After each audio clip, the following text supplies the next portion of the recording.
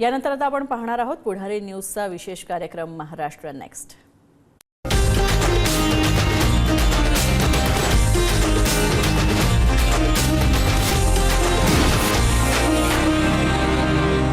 नमस्कार, मी स्नेहा। आपण पाहताय पुढारी न्यूज। आमच्या महाराष्ट्र नेक्स्ट या विशेष कार्यक्रमात आपलं स्वागत। या आठवड्याच्या महत्त्वाच्या बातम्यांवर नजर टाकणार आहोत। सुरुवात करूयात।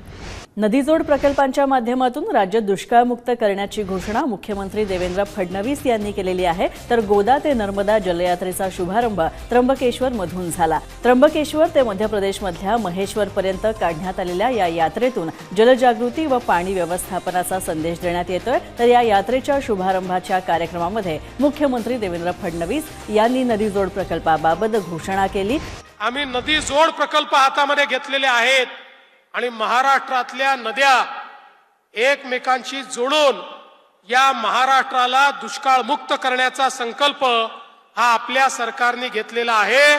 हा गोदा ते नर्मदा परिक्रमेचा कार्यक्रम अत्यंत यशस्वी होईल आणि पुढच्या काळामध्ये जलसंधारणाचं कार्य जे आपण हातामध्ये घेतलंय ते लोकसहभागातून पूर्ण करून पुण्यश्लोक अहिल्यादेवी यांच्या विचारांना आणि त्यांच्या वारशाला आपण या ठिकाणी नमन करू हा विश्वास व्यक्त करतो।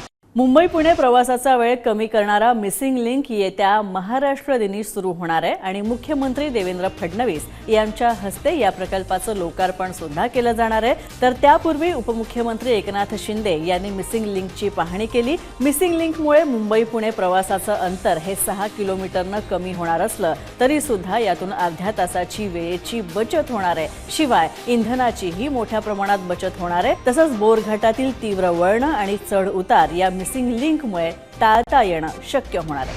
हा जो टनेल आहे तो जगातला सगळ्यात रुंद टनेल इथं होतोय। अर्धा ते पाऊण तास हा वेळ कमी होईल आणि घाट सेक्शन जो आहे तिथली वाहतूक कोंडी पूर्णपणे दूर होईल।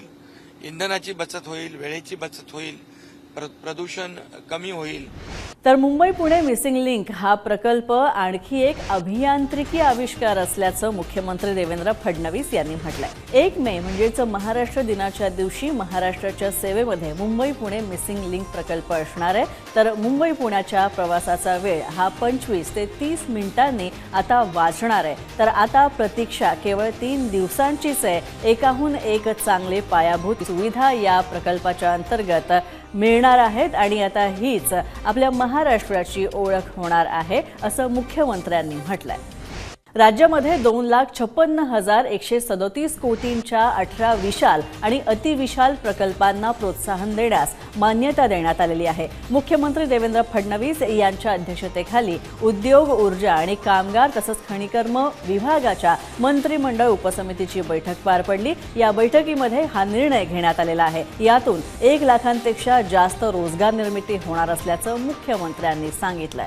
मुंबई मेट्रो मार्गिका 5A चा विस्तार उल्हासनगरपर्यंत करण्यात आलेला आहे आणि मेट्रो मार्गिका 5A टप्पा 1 आणि टप्पा 2 अशा एकूण 18,130 कोटी रुपयांच्या कामांना मुख्यमंत्री देवेंद्र फडणवीस यांनी मंजुरी दिलेली आहे। नागपूर गोंदिया, भंडारा गडचिरोली, नागपूर चंद्रपूर या 3 महत्त्वाकांक्षी द्रुतगती महामार्गांच्या कामाच्या भूसंपादनासाठी लागणारं कर्ज हुडकोकडून घेण्यास सुद्धा यात मंजुरी देण्यात आली आहे। तसंच नाशिक त्र्यंबकेश्वर सिंहस्थ कुंभमेळा 2027 यासाठी टप्पा 2 मधील 1,063 कोटी रुपयांच्या कामांच्या प्रस्तावाला मुख्यमंत्र्यांनी मंजुरी दिली आहे।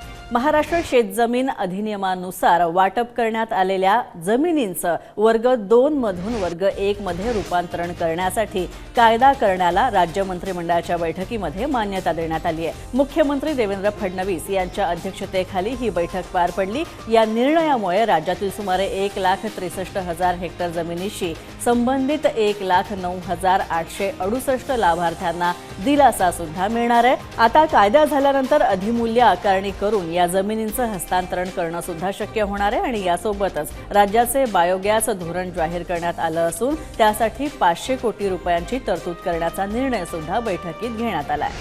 मिशन कर्मयोगीमध्ये महाराष्ट्र अव्वल ठरलेला आहे. तर पंतप्रधान नरेंद्र मोदी यांनी केलेल्या कौतुकानंतर उपमुख्यमंत्री सुनेत्रा पवार यांनी या यशात योगदान देणाऱ्यांचं अभिनंदन सुद्धा केलं आहे.